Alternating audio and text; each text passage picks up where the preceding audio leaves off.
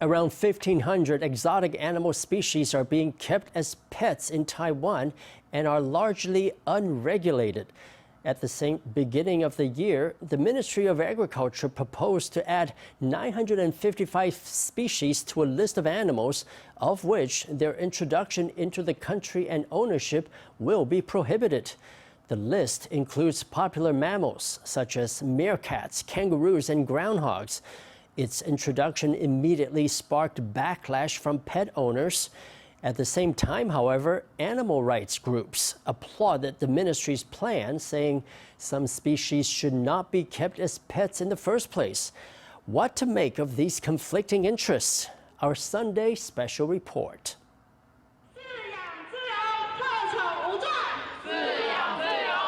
Almost 100 exotic pet owners take to the street to voice their deep attachment to their pets, mostly reptiles and amphibians. In January 2025, the Ministry of Agriculture proposed to add 955 species into its list of animal species of which introduction and ownership are prohibited. In other words, they can't be imported and kept as pets. The list sparked fury among pet owners.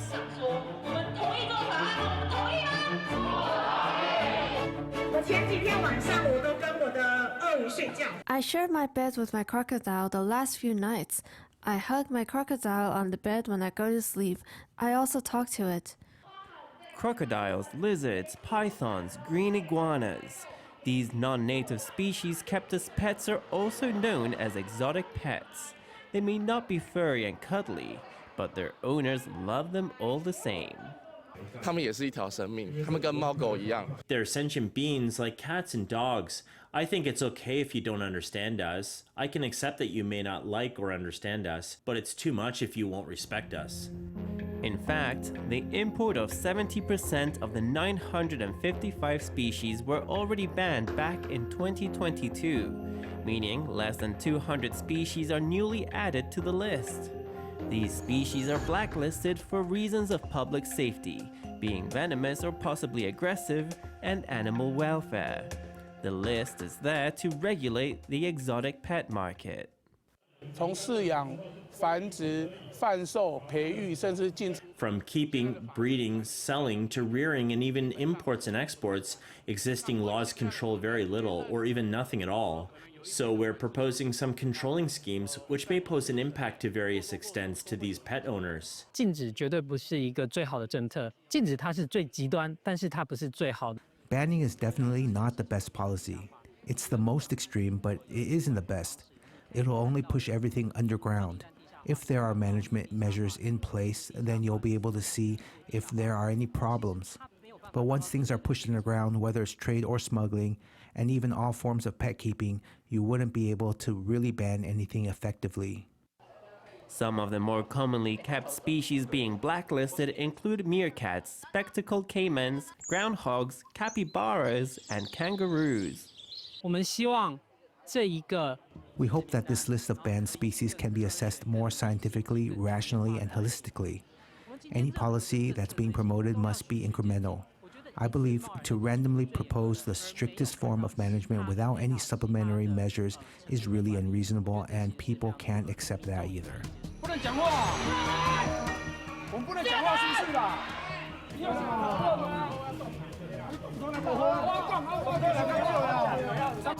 As tensions rise between pet owners and the Ministry of Agriculture, another group of animal lovers are throwing the support behind the ministry.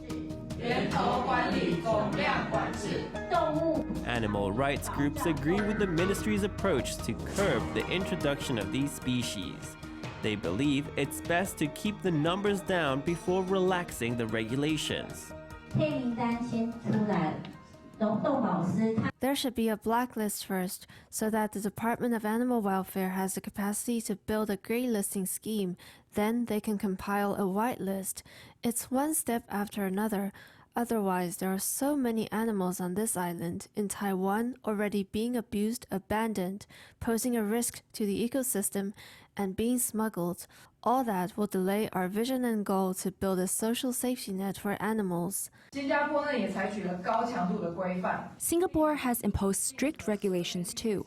For example, it's prohibited to own wild animals such as snakes, green iguanas, salamanders, and hedgehogs. They've also clearly given 4 reasons for prohibition: to prevent the invasion of introduced species, to protect the ecosystem and ensure animal welfare, which is recognized as legitimate worldwide, to prevent harm to public health and safety from transporting wild animals, and to implement the Washington Convention.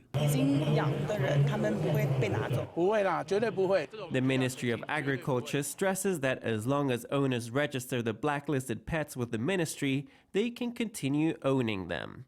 But the ownership cannot be transferred in the future, which may cause problems down the line. 其实，在异宠这一块，相当大部分，至少2/3以上是年轻人。 When it comes to exotic pets, a great majority, or 2/3, of owners are young people. Exotic pets, especially amphibians and reptiles, can live for at least 15 years. Someone like that gets an exotic pet when they're young, but now they can't transfer ownership anymore. What happens when they start a family, get farther into their careers, and have children? They can't abandon their pet, and government agencies won't take your pet in. That should be frightening to them. The question of what now? 点点，点点也很乖。那你平常都喂它吃什么？泥鳅。 At this pet cafe, reptile lovers have brought their little ones to a gathering. 点点，点点，人家在给你拍照哎，点点。它是河口鳄。 A pet owner snuggles with her saltwater crocodile, while another plants kisses onto her Asian water monitor. Another has a red-tailed boa around his neck like a patterned scarf. They all seem to appear docile. 它是5岁的红尾兰，它叫我拉拉。像我这样愿意，我可以拿出来动，它基本上它是没有。 The animals I'm willing to take out basically aren't aggressive and are used to being handled by humans. It's out of the question that I'll let a feral animal out in diners' presence.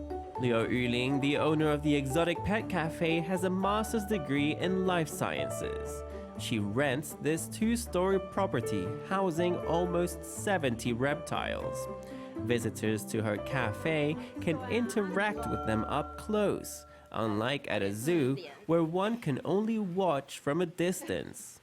真的很重，对啊，比我们家的重很多。而且它们很乖。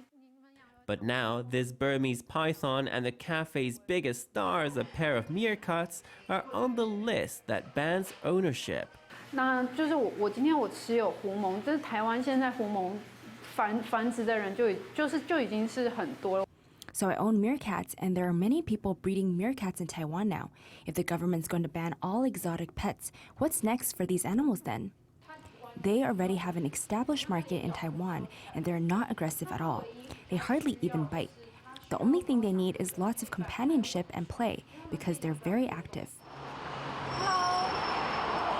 现在先介绍鸡皮瘤尾，对，这只的话，在业界俗称叫炸鸡块，因为它的外观长得很像鸡块。鸡块。对，这只的话是手工，瘤尾手工。那它会叫瘤尾，是因为它的尾巴有一个小小的瘤，所以叫做瘤尾。 This dainty knob-tailed gecko is a rising star in the exotic pet market, each costing more than 10,000 NT.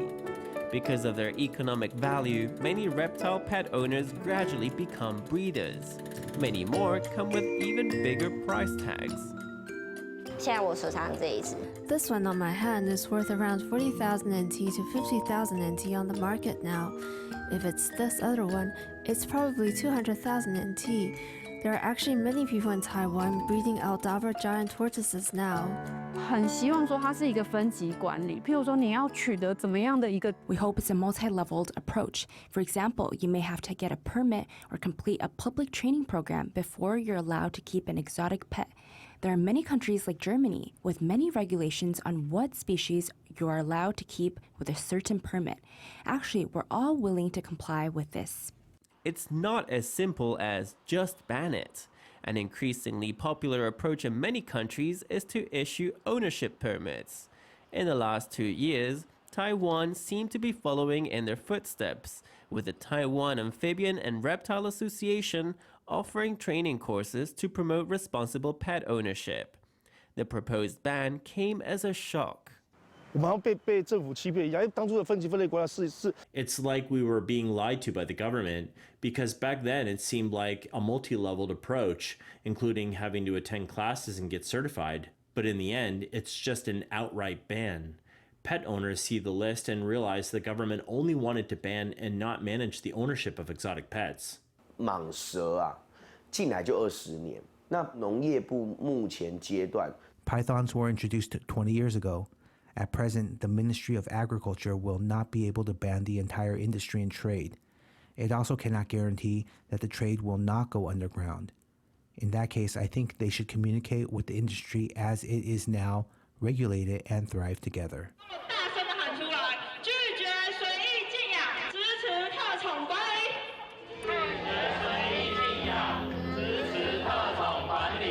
There are some 1,500 introduced species being kept as pets in Taiwan, meaning there's certainly a market for exotic pets. Due to the backlash from pet owners, the Ministry of Agriculture has suspended the implementation of the new blacklist. Clearly, there's more to be done to balance personal freedom, public safety, and animal welfare when it comes to these unconventional pets.